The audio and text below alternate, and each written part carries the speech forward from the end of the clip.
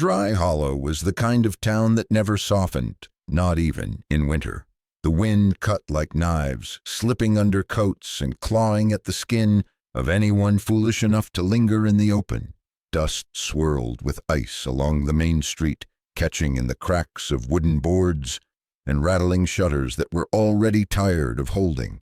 People pulled their collars high and their hats low, muttering curses at the sky. But the town kept moving because survival left little room for mercy. That morning, however, the usual rhythm of boots and wagon wheels slowed. Folks gathered in front of the saloon, their voices low, their eyes drawn to a sight tied to the post just outside the swinging doors. A little girl, no more than 11, stood bound at the wrists. Her skin was the brown of the high desert, her hair long and tangled, but her face, hollowed by hunger, spoke louder than any words could. She was Apache, and that fact alone was enough for Dry Hollow to treat her as less than human. The rope bit deep into her thin wrists, frayed fibers cutting against raw skin. Her dress, once bright calico, was nothing but rags now, its hem stiff with old dirt. Bare feet pressed against the frozen ground until the toes turned purple and blue, cracked open by cold. Her lips were dry, split in several places, and when she tried to lick them, her tongue trembled from lack of strength. Her eyes, dark as the canyon at night, were not wide with tears like one might expect of a child. They were sunken, fixed on something far away, as though she had already left this place in her mind. The crowd didn't see courage in her silence. They saw defiance, and defiance from an Apache girl was something they would not allow. She stole corn from Harker's storage. A man muttered, his voice thick with contempt. Thought she could slip in like a rat and take what ain't hers. Let her rot, another spat, tossing tobacco juice into the dirt. Maybe next time the others will think twice before crawling into town. The girl didn't move, didn't beg. She stood so still that even the wind seemed to bend around her rather than through her. It unsettled the watchers, though none would admit it. They wanted tears, pleas, some sign that she knew she was beneath them. Instead, she offered nothing. Only the steady rise and fall of her chest showed she still lived. A fat merchant in a patched coat shook his head. She ain't worth the bullet it'd take to put her down. Hunger'll do the job quicker. A chuckle rippled through the crowd, though not all joined in. Some women kept their eyes low, tightening shawls around their shoulders as if they could shut out the sight. A boy, no older than 8, tugged at his mother's skirt. "Mama, why is she tied up?" The woman hushed him quickly, her voice sharp, her eyes darting to the men nearby. "Quiet, Caleb, it ain't our concern." One man, already half drunk though the day was young, swaggered forward with a scrap of bread in his hand. "Here, little thief," he jeered, holding it just out of reach. "You want this? Crawl for it." With a cruel grin, he tossed it to the ground, letting it roll into the dirt at her feet. All eyes turned to see what she would do. The girl looked down at the bread, its crust hard and gray, the kind of food even hogs might sniff at before turning away.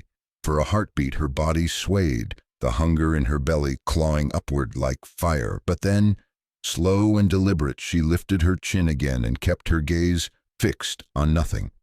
She would not bow. She would not take scraps thrown like feed to a dog. Her refusal cut sharper than any insult. The drunk man's grin faltered, then twisted into anger. "Too proud, eh? Think you're better than us?" He kicked the bread aside and spat near her bare feet. The crowd murmured again, uneasy. They wanted her broken, not strong. Her silence and her pride gnawed at them like termites in old wood. The sheriff was nowhere to be found, likely sitting warm in his office, pretending not to notice. Dry Hollow had its rules, and they were written not on paper, but in the looks and whispers of men who believed themselves rulers of dust. An Apache girl tied to a post was no different than a stray mule in their eyes, something to be punished, something to be taught its place. Time dragged. The sun climbed higher, burning pale against the cold sky, and still the girl stood. Her knees wobbled, but she did not fall. Breath came shallow, misting faintly in the frigid air. Some townsfolk began to drift away, bored of a show that refused to give them tears. Others stayed, arms folded, waiting for collapse. Children peeked from behind skirts, both curious and afraid. "Bet she won't last the day," one man said. "Wind like this'll gut her from the inside." Another snorted. "Good, less mouths to feed in this world." But even as they spoke, not one stepped forward to end her suffering quickly. Mercy was not a language Dry Hollow knew well. They preferred slow lessons, cruel ones, the kind that made examples out of the weak. The girl swayed again, her thin frame nearly folding. A murmur rippled through the crowd. This was the moment they had waited for, but somehow impossibly she straightened once more, pressing her back against the post, her eyes half closed but unbroken. Her silence screamed louder than any cry could, and in that silence the townspeople felt something they could not name, shame perhaps, though they buried it deep beneath laughter and spit. For the girl, every breath was a war. Her stomach clenched, gnawing at itself. Her legs burned from standing too long, but in her mind she repeated words once whispered by her grandmother under the stars. "The mountain watches, the river remembers. We do not bow to stone, and we do not bow to men." That memory was all she had left, and it was enough to keep her spine straight even as her body begged to fall.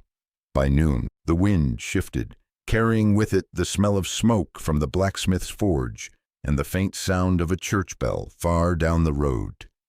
Life in Dry Hollow moved on. Wagons rattled past, horses snorted, and yet still she remained tied, a child left as spectacle, as warning. No one asked how long she had been there. No one asked how long more she could last. It wasn't their business, they told themselves. It wasn't their blood. But behind every pair of eyes that dared to meet hers, even for a flicker, there was something uncomfortable. For all their talk of punishment, of teaching her place, they could not escape the truth. This was a child, and children were not meant to die on posts, while grown men laughed. Still no one moved, no one cut the rope. The town of Dry Hollow had decided her fate with its silence, and silence was often crueler than words, and so she stood alone against the cold, her thin arms bound, her lips cracked, her pride intact. She would not cry, she would not kneel. If death— The doors of the general store creaked as Thomas Boone stepped out into the thin winter sun. He carried a sack of flour over his shoulder, his boots heavy with dust from miles of road. A tall man with shoulders bent by years of labor, Thomas was known to most in Dry Hollow as the widower who kept to himself, whose ranch sat half forgotten at the edge of the valley. He rarely came to town, and when he did, it was only for supplies and nothing more. Conversation was not his trade. Work was. Silence, too. That morning he should have gone straight back to his mule and started the long ride home, but his gaze caught on the cluster of people gathered outside the saloon. Their laughter rose above the clatter of hooves and wagon wheels, coarse and ugly. Something in the sound made him pause. He set the flour on the boardwalk and walked toward the crowd, his long coat brushing against his boots, hat brim shadowing eyes that had seen too much grief to care for small-town spectacle. Yet curiosity, or perhaps something deeper, pulled him closer. When he saw what held the town's attention, Thomas stopped cold. A child, no more than 11, bound to a post like a stray animal, Apache blood in her face, thin frame swaying with exhaustion, lips cracked and bleeding. He had buried a wife once, had seen life seep out of a woman's eyes in silence, and this sight struck at something deep inside him. He asked without raising his voice, "Who did this? Who left her like this?" The crowd turned, surprised that he had spoken. Then they laughed, a bitter chorus, like nails scratching against tin. One man spat tobacco and sneered, "She stole grain, let her starve. It'll teach the rest of 'em to keep away." Another chimed in, "Best not meddle, Boone. Ain't your concern." But Thomas did not answer. He simply walked past them, each step slow, steady, deliberate. The laughter followed him, jeers tossed like stones at his back, but he carried no reply. Words wasted on men who had already decided cruelty was justice. He entered the saloon, placed coins on the counter, and asked for hot broth. The bartender gave him a puzzled look, but slid a bowl across without question. Thomas carried it back outside, steam rising from the chipped rim, the smell of meat and salt cutting through the sharp air. He set it down on the boardwalk and crouched before the girl. The rope around her wrists was so tight. Her hands were swollen, skin rubbed raw.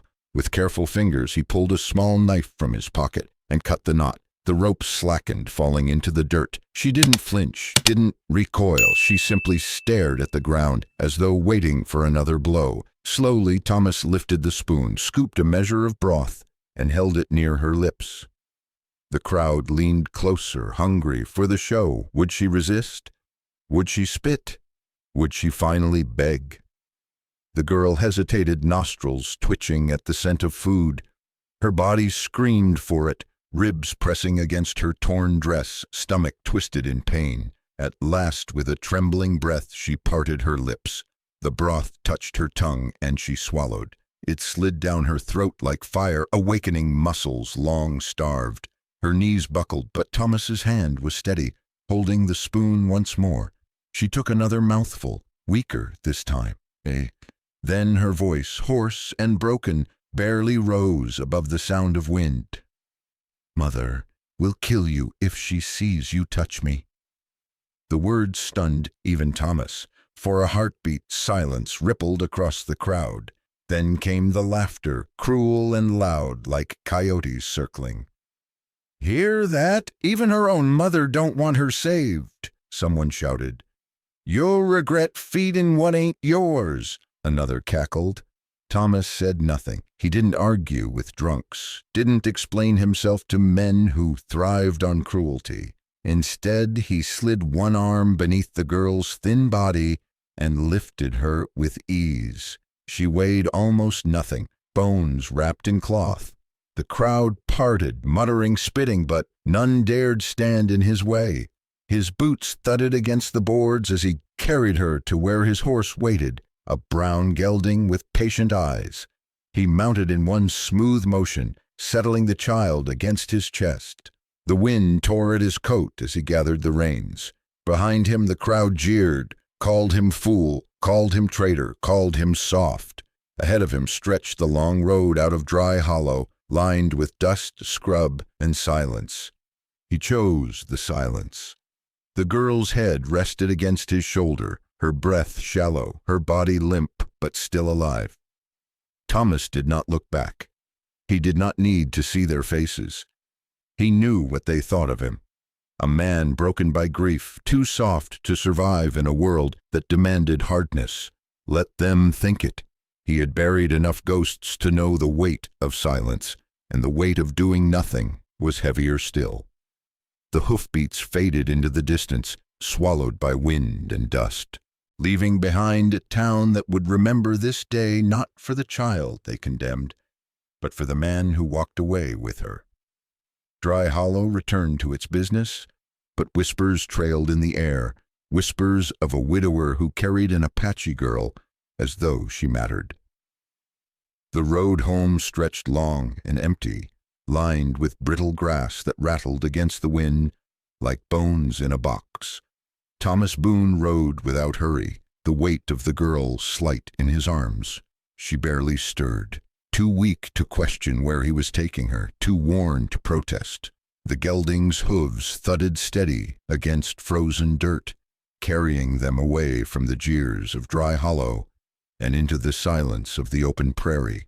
By the time the weathered outline of his ranch appeared on the horizon, the sky had dipped into the dull copper of late afternoon. The house leaned against the land as if it, too, were tired of standing. Shingles hung loose from the roof, and the chimney leaned at a crooked angle, smoke absent since the fire had died days ago. The barn sagged, doors yawning open with broken hinges, and the fence posts tilted like drunks after a long night. It was no place for guests, no place for children, yet it was all Thomas had. He dismounted, careful not to jostle the girl. She slid from his arms to the ground, but swayed instantly, her knees threatening to give way. Thomas steadied her, not with force, but with a hand offered at her elbow. She refused it, teeth clenched against weakness, and stumbled forward on her own. Her bare feet pressed into the frozen earth, flinching at each step, but she made her way to the porch without leaning on him. That stubbornness reminded Thomas of something he couldn't quite name, something half memory, half ache. Inside, the air was colder than outside.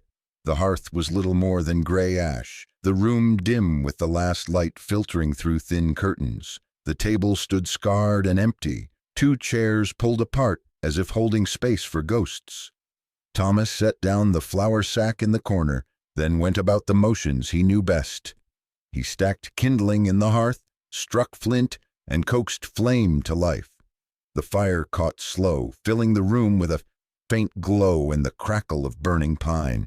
From a hook on the wall he pulled down an iron pot, set it over the fire, and filled it with beans and water from the bucket outside, a pinch of salt, a strip of old pork fat. Nothing more, but enough to give warmth. The smell began to drift, simple and honest, the smell of survival. The girl had not sat. She stood near the wall, eyes darting from corner to corner, as if expecting a trap. Her arms wrapped around herself, rope burn still raw, and her thin shoulders shook from cold, though she refused to move closer to the fire. She watched him the way a wild animal watches the hand that feeds it, wary, calculating, waiting for the hidden snare. When the beans softened and the broth thickened, Thomas ladled a portion into a tin bowl. He set it on the table, pulled out one of the chairs, and gestured wordlessly. She did not move. Her dark eyes narrowed, suspicious. Thomas didn't argue. He returned to the fire, leaned back on his heels, and let the food sit where it was. Hunger, he knew, would do the convincing. Minutes stretched. The only sound was the bubbling of the pot and the crack of logs splitting in the heat. At last the girl stepped forward. Each movement was cautious, measured, as though she expected him to snatch the bowl away or strike her for daring. She sat slowly, picked up the spoon, and tasted. The beans were plain, salted just enough to cut the bitterness, but to her it might as well have been a feast. Still, she ate carefully, each bite small, her eyes never leaving Thomas. She paused often, as if waiting for punishment, as if eating itself were dangerous. Thomas did not watch her directly, though he noted the tremor in her hands, the way her throat tightened with each swallow. He busied himself with mending a crack in the handle of the coffee pot, giving her space. He had learned long ago that silence sometimes spoke louder than comfort, that forcing trust only broke it. When she finished half the bowl, she set the spoon down and pushed the rest away. Too much at once would have made her sick. Thomas said nothing. He rose, fetched a wool blanket from the shelf, and laid it across the back of the chair nearest the hearth. He did not offer it to her directly. He simply left it there, heavy and warm, the way one might leave an unspoken choice. Then he stepped toward the door. His boots scuffed the wooden floor, and his coat brushed the frame as he opened it. The night air rushed in hotter than before. He paused only once, glancing back. The girl had drawn closer to the fire now, eyes fixed on the blanket, but not yet reaching for it. Thomas pulled the door shut behind him, leaving her to the warmth and the silence of the crackling hearth. Outside, the land lay dark and brittle under a thin scatter of stars. Thomas stood on the porch, breathing in the cold, staring across the field that had once held laughter, now only wind. Somewhere behind him, inside that quiet house, a starving girl muttered before a bowl of beans in a fire that had not burned in weeks. It was not salvation, not yet, but it was a beginning. Night came heavy over the valley, pressing shadows against the walls of the old ranch house. The wind scratched at the shutters, whining through cracks in the roof, but inside the hearth still held a dull orange glow. The beans had been eaten, the bowls rinsed in silence, and the girl had finally drifted into a half-sleep beside the fire. Thomas Boone had retreated to his room, boots off, coat hung by the door, though sleep did not come easily to him. It rarely did. Hours passed, the coals hissed low, and the house groaned with its usual loneliness. Thomas stirred from his bed, the weight of old memories pulling him awake. He swung his legs to the floor, rubbed his face with rough hands, and reached for the lantern, but before lighting it, he froze.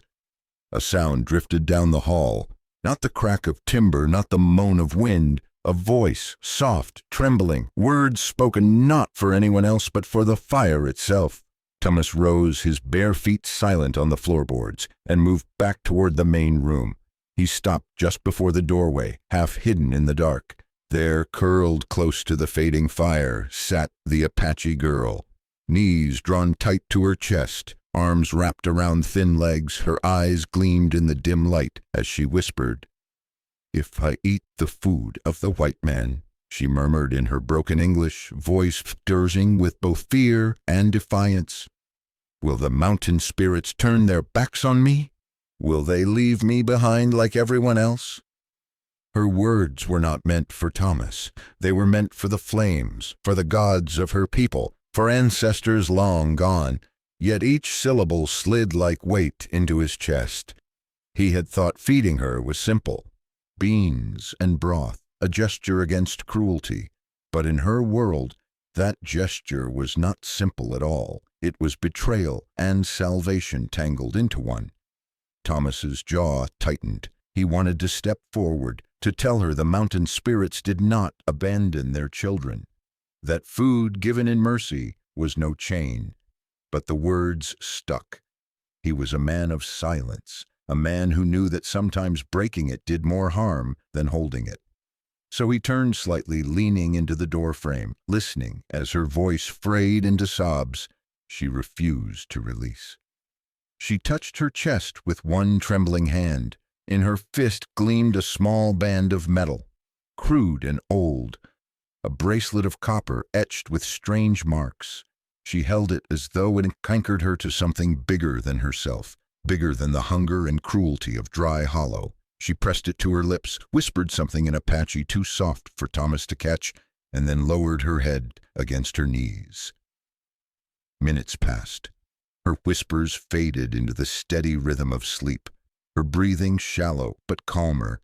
Her fist still clutched the bracelet, knuckles white, as though letting go would mean being torn away from everything she had left.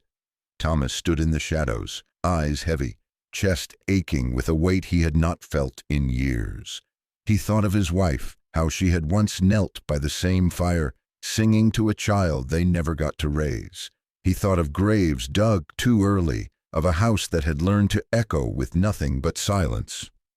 Now that silence was broken by the voice of a starving girl, asking gods for answers he could not give. He turned away at last, retreating back into the dark of the hall. In his room he lay down again but did not sleep. He stared at the ceiling until dawn, the whisper of her words still burning in his ears. "Will they abandon me?" Outside, the wind carried on as always, scraping against the earth. Inside, in the glow of a dying fire, a child slept with a copper bracelet clenched in her hand, and relic of a people the town called broken, yet somehow stronger than the cruelty meant to erase them. Morning broke over Dry Hollow in a pale wash of light, soft and cold, the kind that spread across the prairie without warmth. The ranch house stood quiet, roof dripping with the last of the night's frost, the air sharp enough to sting lungs with every breath. Inside, Thomas Boone stirred the fire back to life, adding kindling until the flames licked higher, chasing shadows from the corners. The Apache girl still slept curled on the chair near the hearth, her small hand clutching the copper bracelet, as though even in dreams she feared losing it. Thomas moved slowly, careful not to wake her. He poured coffee into a tin mug, its bitter steam curling upward, and stepped outside. The yard stretched empty before him, frost glittering faintly on the fence posts, the barn still blackened from years of neglect. He lifted his gaze toward the horizon. For a moment he thought the land was still untouched. Then he saw movement by the gate. A figure. She came like a shadow cut sharp against the pale morning. A woman, tall and fierce, her hair black and braided, her stride steady despite the uneven ground. In one hand she carried a spear, long shaft polished with use, its stone tip glinting in the thin light. Her shoulders were wrapped in a deer-hide cloak, edges trimmed with beads that caught the sun in flashes. Her face was stern, carved with lines of both age and fire. Mara. Thomas did not know her name yet, but something in the girl's features echoed here. In the set of the jaw, the shape of the eyes. His grip on the coffee tightened. This was no wandering stranger. This was blood. She stopped just beyond the gate, eyes fixed on him, unblinking. For a long heartbeat, silence stretched between them, broken only by the restless mule in the paddock. Then her voice rang out, low and fierce, carrying across the yard like a verdict handed down. "You gave my child food." The words struck as sharply as the spear she carried. Thomas said nothing, waiting. Mara stepped closer, her gaze never wavering. "You fed her," she continued, her accent thick, but her English certain. "By our ways, by Apache law, that means you have taken her, not as servant, not as pity. You have claimed her as your blood." Thomas felt his chest tighten. He thought of the girl's whisper to the fire the night before, of her question about the spirits abandoning her. He had believed feeding her was a choice, an act of mercy in a cruel town. But this woman's words stripped away the illusion of choice. It was no longer an act of kindness. It was binding. Mara raised her spear, not in threat, but in emphasis, her tone hard as flint. "Do you hear me, white man? One meal, that is enough. She is yours now. You cannot send her away. To do so would curse you, curse her, curse the land you walk on." Thomas swallowed hard. He had not expected this. He had thought perhaps a mother might come pleading, begging for her daughter's return, or perhaps shamed, trying to hide what had been done to the child. But this woman did not beg. She judged.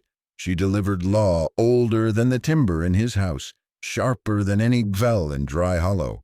He looked at her then, really looked. Her eyes were bright with something unbreakable, a force like storm fire. There was sorrow there too, buried deep, but it was not weakness. It was the kind of sorrow that had been hammered into strength, the kind that could kill or protect with equal certainty. "Sisi!" Thomas set the mug on the porch rail. His voice, when it came, was steady but low. "I did what anyone decent should have done." "No." Mara cut him off, her words quick, sharp. "Do not lie to yourself. Decent men looked away. Decent men left her to starve, to die tied like an animal. You did not. You stepped forward. That makes you bound. That makes you father now." The word struck him harder than he expected. Father. Once, long ago, he had dreamed of it, but the grave under the cottonwood had ended those dreams, leaving only silence. And now, before him, stood a woman declaring that silence, broken by a law he did not understand. He rubbed a hand across his jaw, eyes shifting briefly to the window where the girl still slept by the fire, her small figure faint in the glow. She looked fragile, breakable, yet she had survived cruelty that would have crushed others. He turned back to Mara. "What if I say no?"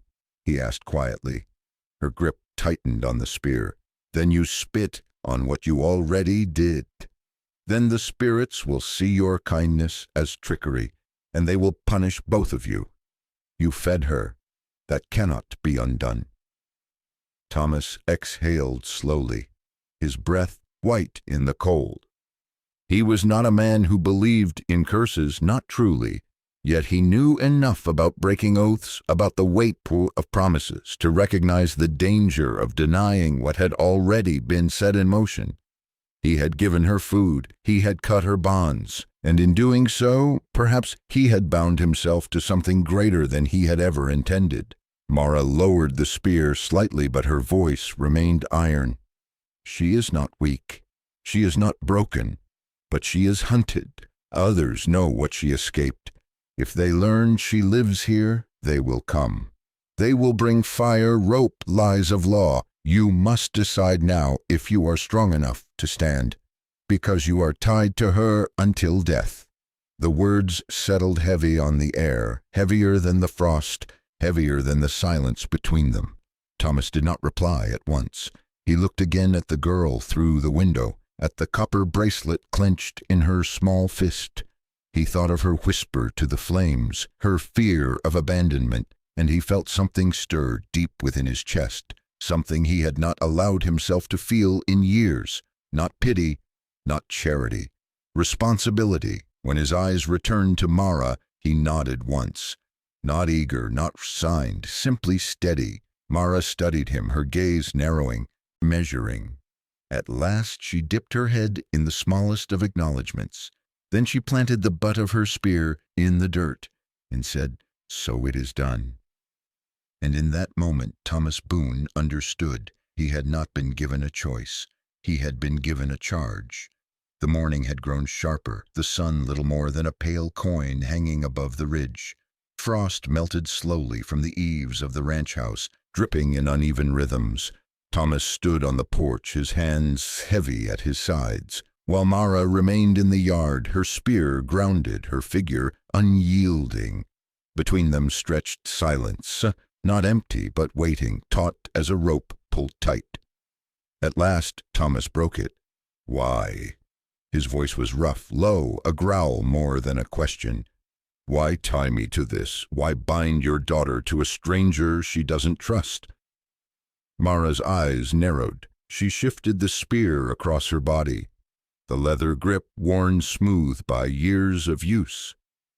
"Because the truth is heavier than hunger, and you must carry it now." Thomas frowned, jaw set. "What truth?"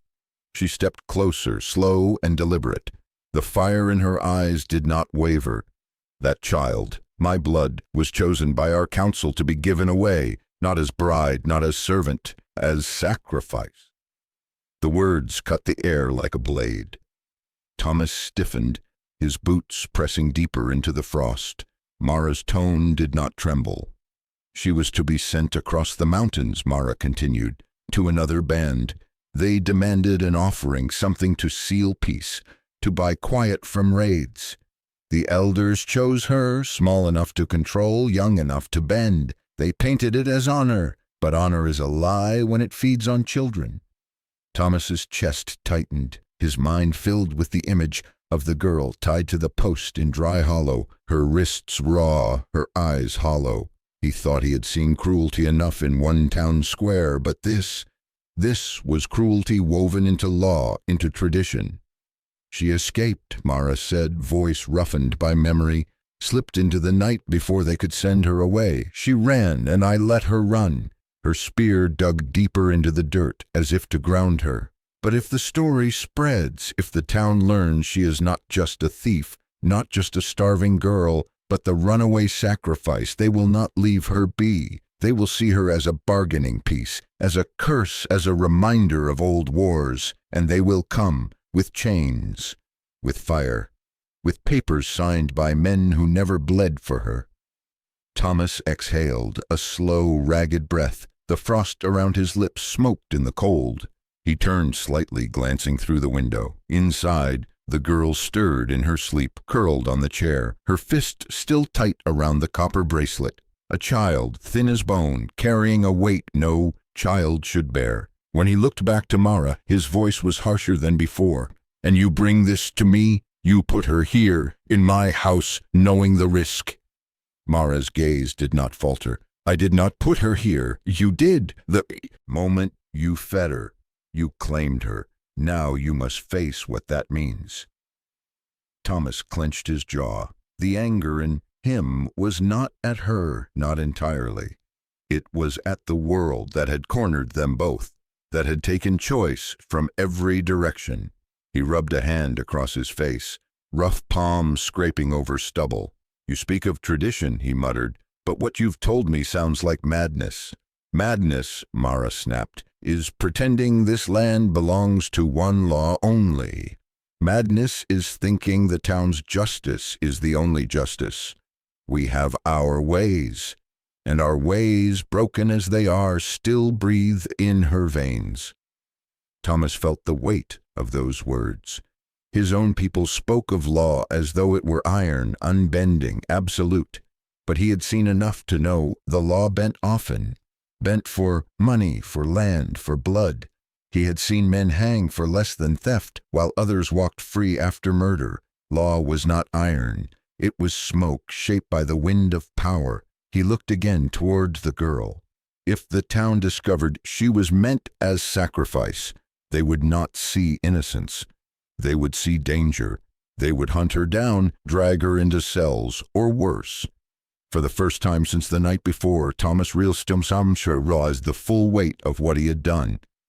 He had not just fed a starving child. He had set himself against the tide of two worlds, the cruelty of Dry Hollow and the brutal tradition of the Apache.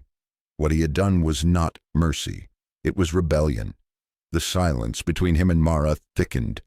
The mule stamped restlessly near the fence, as if sensing the tension. At last, Thomas spoke, his voice low, steady, carrying a conviction he had not planned to find. "Then let them come." Mara studied him, her eyes sharp, searching. For a moment, neither moved. Then she dipped her head once, firm, a warrior acknowledging another. "So be it. But know this, Boone, once you stand in this fight, there is no turning away. She is your blood now, your burden, your shield, and maybe your salvation." Thomas stood there, rooted, watching Mara turn and stride toward the trees, her spear glinting once more before she vanished into the pale morning light. He felt the echo of her words cling to the air, heavy and certain. Inside the house, the girl shifted again, murmuring in her sleep. Her hand tightened on the copper bracelet, the strange markings catching a sliver of light. Thomas closed his eyes. For years he had lived with nothing but silence. Now silence had been broken by a secret older than him, sharper than any blade, and it demanded more than he had ever thought to give. This was no longer about kindness, it was about defiance. Against cruelty, against law, against every voice that said some lives were worth less than others. And standing there in the brittle morning cold, Thomas Boone knew. His choice had already been made. Dry Hollow had always been a place where whispers traveled faster than the wind, and in the days that followed, the whispers became a storm. It began in the saloon, always the saloon, where men nursed whiskey too early in the morning and tongues loosened quicker than bottle corks. They say Boone took an Apache brat into his house. Heard he fed her, kept her warm by his fire. Fools begging for trouble. You can't keep a wild thing tamed? By sundown, the talk had spread from the barroom to the church steps, from the general store to the sheriff's porch. Women clutched their children tighter. Men spat into the dirt, some shaking their heads in disgust, others glancing away with unease. Within 3 days, the rumors reached the courthouse in the neighboring town, and by the week's end, a man in a dark coat rode into Dry Hollow with a briefcase strapped to his saddle. He was not a rancher, not a trader. He was a lawyer, sharp-eyed, silver-tongued, the sort of man who carried law in his pocket like a loaded gun. Thomas was repairing the fence post when the rider dismounted at his gate. The man didn't bother with courtesy. He strode forward, boots too polished for prairie dust, and snapped open his case. "Mr. Boone," he said crisply, "I represent certain interests of this county. It has come to my attention you are harboring an Apache child." Thomas's hands stilled on the hammer. "I gave food to a hungry girl," he replied evenly. The lawyer's smile was thin like a blade. "Food, shelter, protection. It does not matter the phrasing. According to statute, any native captured or displaced is considered property of the state. Property, Mr. Boone. She is war spoil, no different than a seized horse or a rifle taken off the battlefield. And if you insist on keeping her under your roof, you could be arrested for theft. Theft of government property. The words sank heavy into the cold air. Thomas set the hammer down slowly. He said nothing, only fixed the man with a stare that could wither bone. But the lawyer did not flinch. He snapped his case shut. I'll give you a week to reconsider. Best hand her over quietly. The law is not on your side. With that, he turned, mounted his horse, and rode back into town, leaving dust swirling behind him. By the time Thomas returned to the house, the Apache girl was standing by the window. Her face was pale, eyes wide, though she had not heard every word. She did not need to. She understood enough. In Dry Hollow, the town split down its middle. Some jeered Thomas openly when he rode in for supplies. Savage lover, one man barked, a woman spat near his boots. Yet not all voices carried scorn. Some whispered in softer tones, pity lining their faces. The poor child, a shopkeeper's wife murmured. She's so small, she looks half-starved still. But even pity was dangerous. It carried no shield against the law. Inside the ranch house, the girl grew quieter, though she had been near silent before. Nights found her tossing in her sleep, murmuring in a language Thomas did not know. Once he startled awake to her crying out in the dark, her hands clawing at her blanket, as if reaching for someone no longer there. In the gray light of dawn, when her voice was softer, Thomas finally heard the words. Brother, she whispered, wait for me. She told him little by little pieces of what haunted her, how her brother had run beside her through the forest, laughing louder than fear until the day soldiers came, how he had fallen when bullets cracked the air, how she had been dragged away screaming until her throat bled. She told it not in one rush, but in fragments, broken shards of memory spilled across many nights. I see him, she murmured once, sitting by the fire, eyes far away. In my dreams, he waits for me by the river, but when I reach him, he turns. He walks into the mountains, always away. Thomas sat with her, silent the way he always did. Words would not mend that kind of wound. Only presence might. Yet even presence could not quiet the weight pressing in from outside. The lawyer's threat, the town's division, the shadow of tradition that Mara had laid on him. He had thought feeding a child was mercy. Now he saw it for what it was, defiance, a stand against law written in ink and prejudice written in blood. He looked at her across the firelight, her small frame wrapped in the shawl he'd given. She stared into the flames, copper bracelet glinting on her wrist, the marks carved deep and strange. She did not know if the spirits had abandoned her, but Thomas knew one thing: if the world came to take her again, they would have to walk through him first. Outside, the rumors kept spreading, gathering teeth. Some called him a fool, others a criminal, a few called him brave. But none of those words mattered to the girl who dreamed of her brother, or to the man who chose to keep her safe under his roof. The law might call her property, the town might call her curse, but in that quiet house by the fading fire, she was simply a child clinging to memory. And Thomas Boone, against every voice that told him otherwise, had chosen to stand on her side. Night fell heavy over the prairie, a silence so complete it felt like the land itself was holding its breath. The ranch sat in shadow, the faint glow of embers in the hearth flickering through the window. Thomas asleep in his chair, the girl curled small under the wool blanket. Outside, frost laced the fences, and the stars cut cold holes in the sky. The first crack sounded like thunder. Then came the smell. Acrid, sharp, wrong. Thomas stirred, his eyes snapping open to a haze of orange flickering through the window. He bolted upright, heart slamming, fire. By the time he threw the door open, the night was ablaze. The stable roared with flames, boards snapping, roof timbers curling into black smoke. Horses screamed, their hooves pounding against the stalls in panic. Sparks flew upward, 1,000 angry stars carried by the wind. Thomas ran. He didn't think, didn't hesitate. He grabbed a bucket, flung water against the blaze, but the fire had already eaten too deep.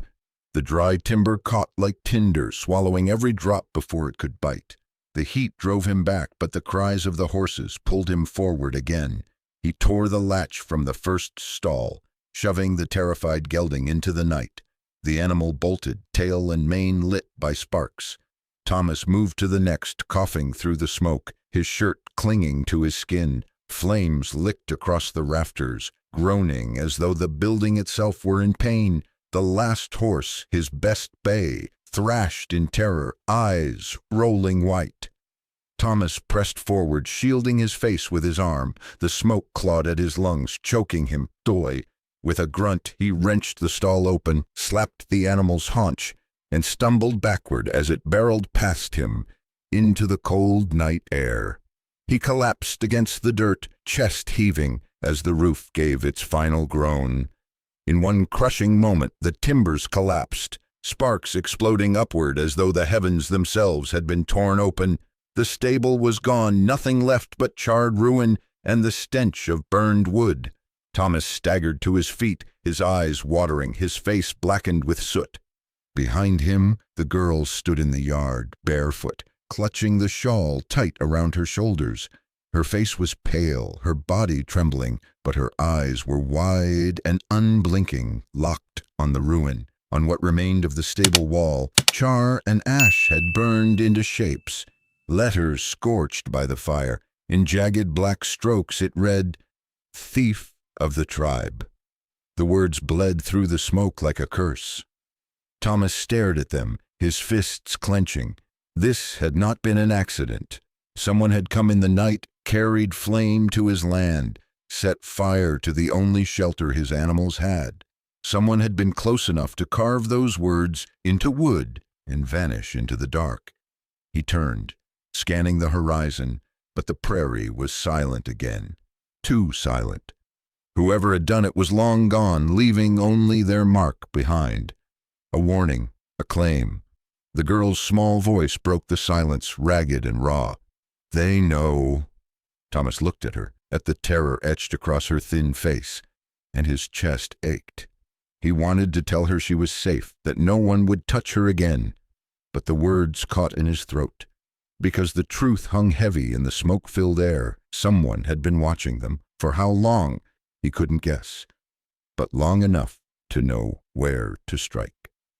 The prairie wind shifted, carrying ash across the yard. The girl coughed, covering her mouth. Thomas pulled off his coat, draped it over her thin shoulders, and led her back inside. He closed the door and barred it, though he knew a strip of wood would not stop men who set fire to barns in the night. The house was quiet again, but the quiet no longer comforted. It pressed down like a weight, carrying the stink of smoke and the shadow of unseen eyes. Thomas sat by the fire, his hands still shaking, staring into the flames as though they might answer him. On the far side of the room, the girl sat curled against the wall, the copper bracelet glowing faint in the firelight. She whispered to herself in Apache, words he could not understand, but he didn't need translation. Fear was universal, so was defiance. Outside, the last beam of the stable collapsed into ash, and above the ruin, the words burned into the wall lingered in Thomas's mind, darker than the smoke itself. Thief of the tribe. Not mercy, not charity, war. The sun rose pale and cold, dragging a thin line of light across the blackened ruin of the stable. Ash drifted in the breeze, clinging to the fence rails, settling into Thomas's hair as he worked in silence. He had been awake since before dawn, shoveling what remained of the barn into piles of char. The smell lingered, acrid and bitter, a reminder that nothing in Dry Hollow burned by chance. The girl watched him from the porch, her knees drawn to her chest. She hadn't spoken since the fire, only her eyes moved, following his every step, every strike of the shovel.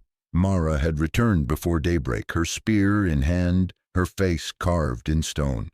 She circled the yard as if hunting ghosts, muttering prayers under her breath. Then the sound came. Hooves. More than one. A low rumble, steady, growing. Thomas stiffened, shovel slipping from his hand. Mara turned toward the road, her spear lowering. The girl rose slowly to her feet, clutching the copper bracelet as though it were a shield. Dust curled on the horizon. 3 riders, then 4, shadows long against the prairie grass. They rode with the certainty of men who believed the land owed them. By the time they reached the gate, their faces were clear, scarred, wind-burned, eyes hard. Strangers, but not strangers to cruelty. The lead rider dismounted, boots crunching in the ash. "We've come for the girl," he said, voice rough, too casual for the threat it carried. "She don't belong here. Tribe wants her back." Thomas stepped forward, placing himself between them and the house. "She belongs to no one," he growled. The man smirked, glancing toward the ruin of the stable. "Looks to me like you already paid for taking what ain't yours. Hand her over, and maybe we leave the rest standing." Mara's knuckles whitened on her spear. "You will not touch her," she hissed. The riders laughed, a harsh sound against the cold air. One spat into the dirt. "A squaw and a worn-out rancher think they can keep what the tribe marked. She's ours. Move aside." Before Thomas could answer, before Mara could strike, a small figure moved past them both. The girl stepped down from the porch, her bare feet black with ash. In her hands she held a bow, snapped nearly in two, the string frayed and useless. It had been left forgotten in the corner of the barn, a relic of some hunt long gone. She gripped it like a weapon anyway. Her voice, when it came, was steady, though her frame trembled. "If you want me," she said, her words cutting through the morning air, "you'll walk through my blood to take me." Silence. The prairie itself seemed to stop. Even the wind paused, holding its breath. The riders blinked, thrown off by the sound of defiance from a child who had been little more than bone and shadow the day before. The leader shifted, uncertain for the first time. Mara froze, her lips parting. For a woman who had carried blades and borne loss, this was something she had not expected. To see her daughter not cower, not plead, but claim herself. Thomas felt his throat close. His eyes burned, though the smoke had long since cleared. He had thought himself protector, thought himself the one to shield her.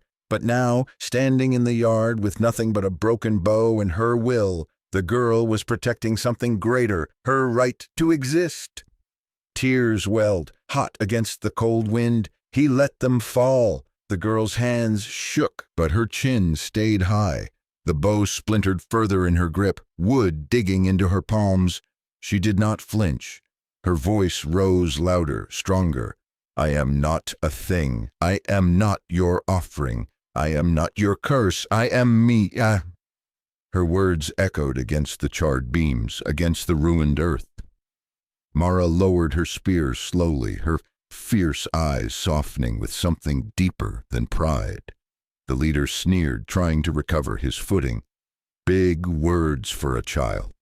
But his voice wavered. The men behind him shifted uneasily, glancing at one another. No one stepped forward, because in that moment the child before them was no victim.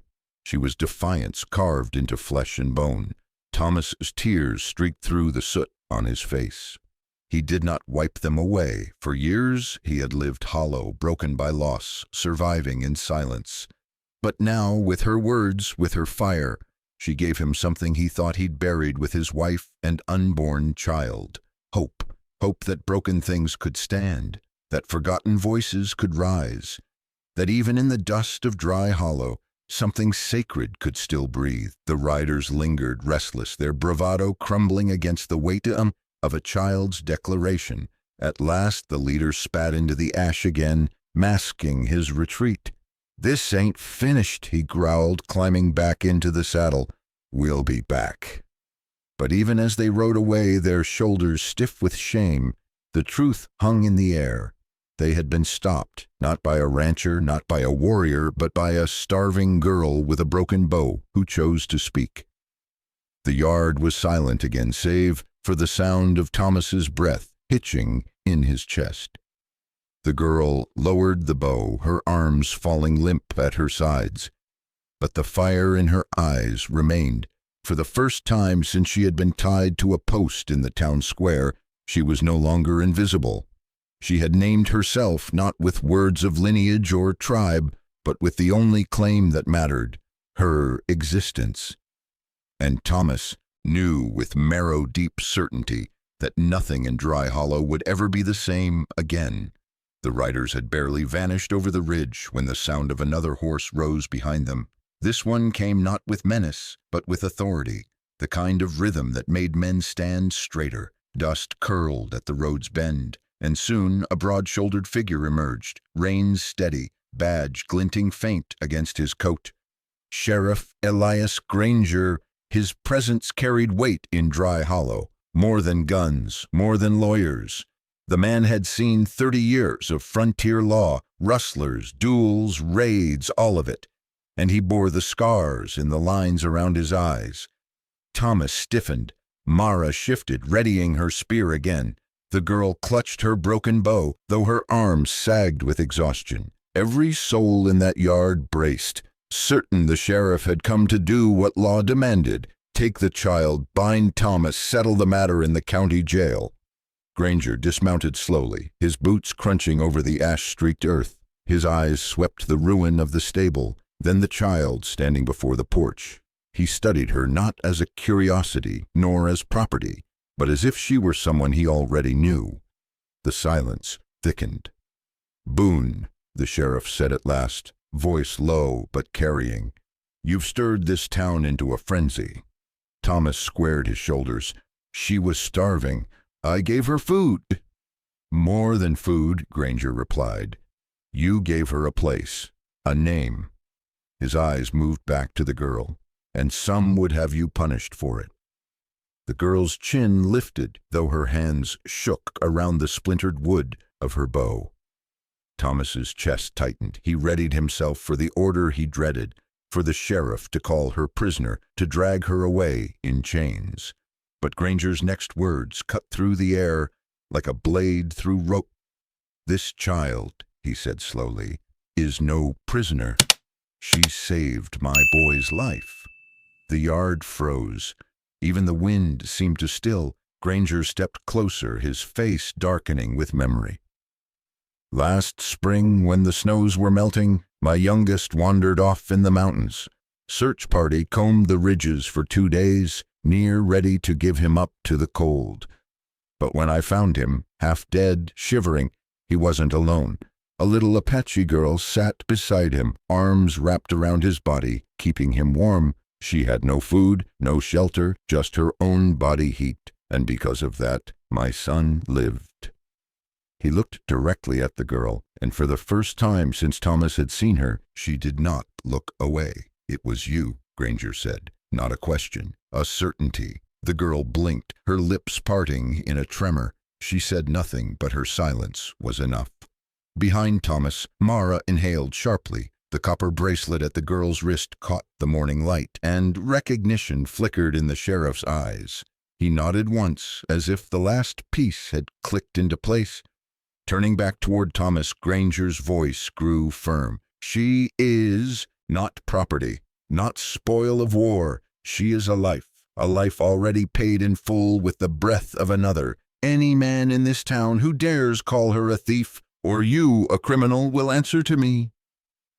The weight of the words settled heavy, unshakable.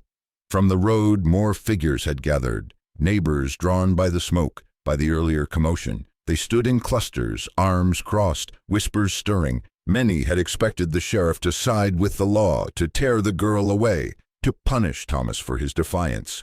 But now, with one revelation, the ground shifted beneath their feet. "She saved a white boy," one man muttered, stunned. Another shook her head slowly. "Not a savage, then, a savior." For the first time since she had been tied to a post in the town square, the girl was not seen as an object to be traded or a curse to be feared. She was seen. The respect was not unanimous. Old prejudice clung stubborn as rust, but even those who scowled kept their distance, checked by the sheriff's presence and the undeniable truth of his story. Thomas's throat burned, his eyes wet again. He looked down at the girl, who stood rooted in ash, shoulders squared, gaze steady despite her trembling. For weeks he had spoken for her, defended her, shielded her, but now the world had been forced to hear her worth from another voice. And in that moment, something in her face shifted. Not the hard mask of survival, not the hollow look of a child who had known too much cruelty. Something gentler, something braver, recognition that she was more than her pain, more than her scars. Mara lowered her spear fully, her lips parting as if to whisper a prayer. But no words came, none were needed. The girl stepped closer to Thomas, her small hand brushing against his coat. He didn't move, didn't startle. He simply let her touch remain, the smallest sign that she was no longer alone. The sheriff looked once more at the crowd. "Go on home," he ordered. "Ain't nothing more to see here. Let the dead rest and the living stand." And with that he mounted his horse again, reins loose, posture steady. But before he turned, he tipped his hat toward the girl. Not as to a child, not as to property, but as to someone who had earned his respect. The dust settled behind him as he rode away. The crowd dispersed, murmurs trailing like smoke. And in the yard of a ruined ranch, a little Apache girl stood taller than she ever had, her shadow long in the morning sun. For the first time, eyes looked at her without pity, without scorn, with respect. And Thomas Boone, watching her in the light of that change, knew their world had shifted forever. The days after the fire carried a strange stillness, as though the land itself was waiting to see whether the ranch would rise or fall. For years, Thomas had lived here in silence, patching roofs, mending fences, burying grief beneath the soil. But now, for the first time, neighbors came not to gawk, not to whisper, but to help. Apache began with a hammer striking wood at dawn. Old man Cartwright, his beard streaked with gray, arrived with 2 of his sons. They carried planks on their shoulders and said nothing at first. They simply set them down beside the ruin of the stable. "We'll help you raise it," Cartwright muttered, his voice rough but steady. Others followed. Mrs. Dinger, the storekeeper's wife, brought jars of preserves and loaves of bread. A young blacksmith hauled nails and hinges, his arms scarred from years at the forge. Even those who had once whispered against the Apache child now came, carrying shovels, carrying saws, carrying the unspoken admission that no one could face the prairie alone. The yard rang with the sound of hammers and saws, of men shouting measurements, of children fetching tools. Smoke no longer choked the air, only the clean smell of cut pine, the resin sharp and alive. The stable walls rose again, plank by plank, as if the land itself had decided to breathe new strength into the ranch. Thomas worked among them, his shirt soaked, his muscles trembling. Yet with every board he lifted, every nail he drove, something inside him mended too. He had thought his life would always be lived in ashes, but now he saw timbers rising where ruin had stood. Mara watched it all with guarded eyes.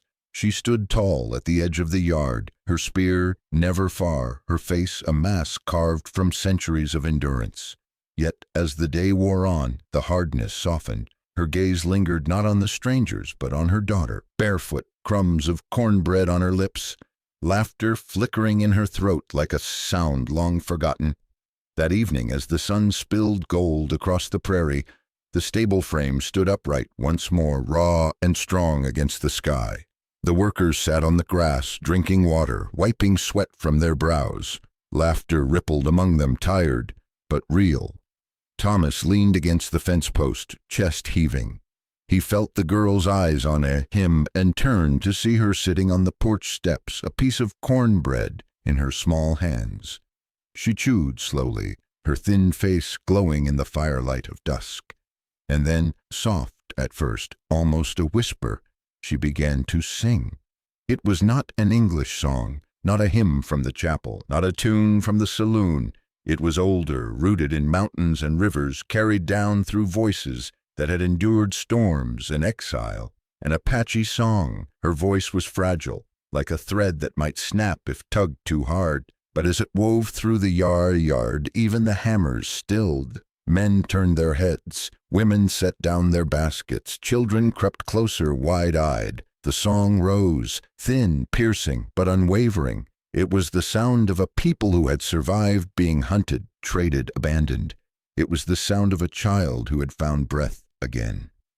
Mara stepped closer, her hand over her heart. Tears glistened in her eyes, though she did not wipe them away. She listened as though hearing her daughter for the first time. When the last note faded, silence lingered. A silence not of fear, but of reverence. And then Thomas exhaled, his chest heavy, his vision blurred. He realized he was crying, though his face wore a smile. Mara spoke then, her voice clear, carrying to every ear. According to our ways, a child cannot have two fathers. Blood does not stretch so far, but this man, her eyes fixed on Thomas, has given her more than shelter. He gave her life when hunger would have taken it. He gave her fire when the world gave her ash. So let her have not two fathers, but two hearts.